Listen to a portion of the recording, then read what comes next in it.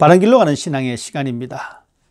나는 교회를 다니지만 정말 구원을 받은 사람일까? 라는 의구심을 가지고 있는 사람들이 있습니다. 하나님을 사랑한다고 생각하면서 여전히 같은 죄를 지으면서 살아가고 있고, 내 마음에는 여전히 미워하는 사람도 있고, 또한 스스로 거짓말을 하면서 지내고 있는 이 현실이 불안하기도 합니다. 이러한 죄들 때문에 구원에 대한 염려와 불안한 마음을 가질 때도 있습니다. 누군가가 나에게 당신은 구원 받았습니까? 라고 묻는다면 어떻게 대답을 할까? 움츠러들기도 합니다. 구원 받았다라고 하면 왜 여전히 죄를 짓고 있느냐고 물을까봐 염려됩니다. 구원 받았는지 모르겠다라고 하면 믿음이 없는 사람처럼 비칠까봐 걱정되기도 합니다. 여러분은 어떠십니까? 구원의 확신을 가지고 살아가는 것은 중요한 신앙의 과정입니다. 구원이라고 하는 것은 구조를 받았다는 것인데, 이 말의 의미는 우리가 죄에서 건져냄을 받았다는 것입니다.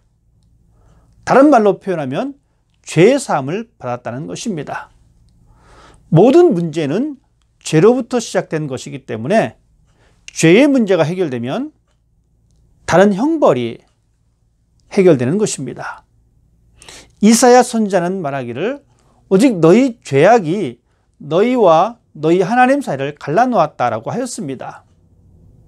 우리의 죄로 인하여 하나님과의 관계가 끊어지고 원수 관계가 되었습니다. 그리고 우리에게는 고난과 괴로움이 있으며 육신의 죽음을 맞이하게 된 것입니다. 또한 죄로 인해 하나님의 심판이 있으며 영원한 형벌이 있다는 것을 기억해야 합니다. 우리가 죄 때문에 형벌을 받고 그렇게 살아갈 상황이 있지만, 만일 우리가 죄에서 사함을 받고 구원받은 백성이 된다면 이 모든 것은 해결받을 수가 있습니다. 죄의 사함을 받고 하나님의 백성이 된다면 우리에게는 커다란 변화가 있습니다. 그것은 바로 하나님과의 화목입니다. 예수 그리스도로 말미암아 죄의 사함을 받은 우리들은 하나님께 나아갈 수 있으며 심판을 받지 않고 영원한 생명과 삶을 얻을 수가 있습니다. 우리가 죄에서 구원받은 문제를 생각할 때 중요한 것은 구원받을 수 있는 방법이 우리 자신에게는 전혀 없다는 것입니다. 어떤 사람은 자신의 의로움을 내세우기도 합니다. 어리석은 생각입니다. 사람의 의가 하나님 앞에서 얼마만큼 의미가 있겠습니까? 단순하게 다른 사람들보다 조금 더 착하게 살아갈 것 뿐입니다. 그래서 성경은 의인은 없나니 하나도 없다고 분명하게 말하고 있으며, 사람이 의롭게 되는 것은 어떤 행위가 아니라 오직 예수 그리스도를 믿음으로 의롭다 인정을 받는 것이라고 말하고 있습니다. 하나님은 인간이 죄에서 구원받는 방법을 우리들에게 알려주고 있습니다. 그 방법이 바로 대속의 법입니다. 대속이란 죄를 지은 한 사람을 대신해서 다른 사람에게 죄를 대신 지게 하는 법입니다. 하나님께서는 자신의 형상을 따라 지었던 사람들의 죄를 용서하기 위해서 죄와 무관한 다른 사람을 죄인으로 심판하고 사람을 구원하신 것입니다. 사람은 아무것도 한 것이 없지만 하나님의 은혜와 죄에 상관없는 다른 존재로 인해서 그 모든 죄에서 자유를 얻었고, 이제는 죄인이 아니라 의인이 되어 하나님의 축복에 참여하게 되는 것입니다. 이것이 바로 대속의 법입니다. 특별히 우리는 구약 성경에 기록된 대속의 제물에 관하여는 애굽을 나오기 전 10가지 재앙 가운데에 마지막 장자들을 멸하시는 재앙이 등장합니다. 하나님은 이스라엘의 장자들을 구원하시기 위해서 구원의 길을 열어주셨는데, 그것이 바로 대속의 사건입니다. 하나님께서는 이스라엘의 장자 대신에 어린 양이 대신 죽음으로 흘린 피를 집 문설주에 바르게 하셨고, 어린 양의 희생의 피가 발라진 이스라엘 집에는 하나님의 심판이 지나쳤지만 희생의 피가 없었던 애굽의 집에는 모든 처음 난 것이 죽는 형벌을 받았습니다. 하나님께서 애굽 땅을 심판하실 때 그 심판을 피할 수 있었던 것은 어린 양의 피입니다. 그 피 때문에 재앙을 내리지 않는다고 하셨습니다. 그리고 레위기에서도 속죄 제사를 드리기 위해서는 동물을 희생하여 자신의 죄를 대신하라고 하였습니다. 하나님 앞에 나아가기 위해서는 반드시 희생의 제물이 필요하다는 것입니다. 동물이 사람을 대신하여 죽고 대신 그 사람은 죄에서 벗어날 수 있었던 것입니다.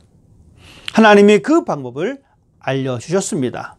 어떤 방법으로 속죄 제사를 드려야 하는지 그 모든 절차를 가르쳐 주셨습니다. 신약 성경은 그 속죄의 방법을 완전하게 보여주신 것입니다. 구약에 기록된 대속의 방법으로 송아지와 염소에 필요하지 않고 예수님이 친히 자신의 피로 영원한 속죄를 이루어 주셨습니다. 죄가 없으시지만 친히 우리를 위해서 죄인이 되어 주셨습니다. 그리고 죄인이 받아야 할 모든 형벌을 받으셨고 죽기까지 하셨습니다. 성경은 분명하게 말하고 있습니다. 모든 사람이 죄를 범하였음에 하나님의 영광에 이르지 못하더니 그리스도 예수 안에 있는 속량으로 말미암아 하나님의 은혜로 값없이 의롭다 하심을 얻은 자 되었느니라. 하나님께서는 예수 그리스도를 통해서 어떤 방법으로 인류를 죄에서 구원할 것인가를 알려주고 있습니다. 그 방법이 바로 대속입니다. 예수님께서도 친히 그 말씀을 하셨습니다. 인자가 온 것은 섬김을 받으려 함이 아니라 도리어 섬기려 하고 자기 목숨을 많은 사람의 대속물로 주려 함이니라. 이 방법 말고는 다른 방법이 없습니다.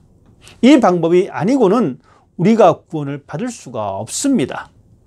하나님께서 그리스도를 대속의 제물로 세우시고 인류의 죄를 그에게 책임지게 하셨습니다.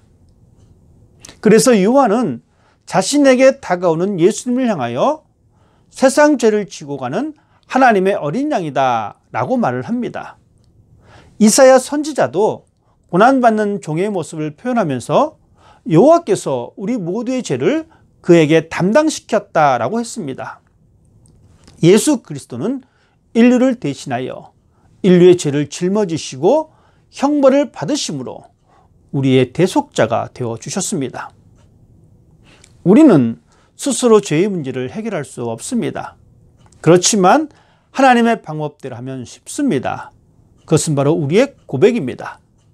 예수 그리스도가 나의 죄를 대속하신 것을 믿음으로 고백하고 영접할 때 모든 형벌에서 구원받게 되는 것입니다. 우리가 죄에서 구원받은 것은 오직 하나님의 은혜로만 이루어지는 것입니다. 하나님의 방법입니다. 구원이 하나님의 방법으로 이루어진 것처럼 우리의 신앙도 하나님의 방법으로 감당해야 합니다. 내 방법을 내세우고 내 경험만 주장하면 결국은 자신의 의를 앞세우는 것입니다. 하나님의 은혜는 하나님의 방법에 순응할 때 경험되는 것입니다.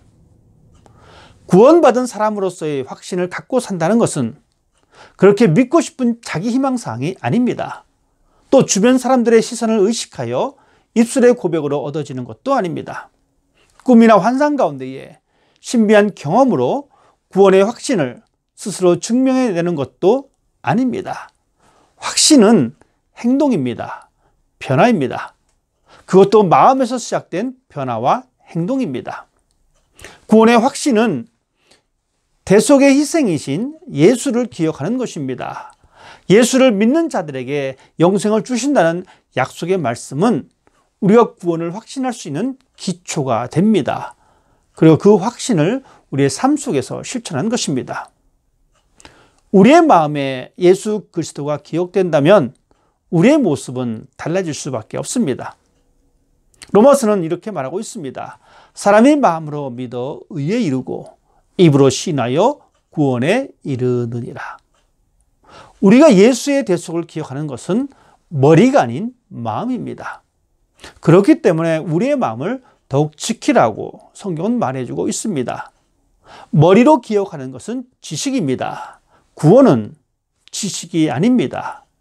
하나님의 구원의 약속은 우리의 마음에 새겨졌습니다. 성령은 지식에 머물러 있는 것이 아니고 우리의 마음에 머물러 있으며 이것이 바로 구원받은 성령의 내적 증거입니다. 성도는 마음에 있는 성령 때문에 소망을 잃어버리지 않습니다. 어렵고 힘든 상황을 지내지만 죄를 용서받은 기쁨을 잃어버리지 않습니다. 죄의 용서가 가장 큰 것이기 때문에 하나님의 약속하신 생명에 대한 확신을 가지고 있습니다. 그리고 그 마음으로 하나님을 예배합니다. 그 마음으로 하나님이 원하시는 예배자의 모습이 무엇인지 고민하고 경배합니다. 그리고 그 마음속에서 확신으로 우리의 이웃을 바라보면서 십자가의 길을 어떻게 걸어갈지 우리의 행동을 결정합니다. 왜냐하면 하나님은 우리의 마음을 알고 계시기 때문입니다. 구원은 예수 그리스도로 인해 얻었습니다. 그 놀라운 사실을 언제나 마음에 기억하고 마음에서 시작된 결단과 변화로 하나님의 백성답게 살아갈 수 있는 여러분의 삶이 되시기를 주님의 이름으로 부탁을 드립니다.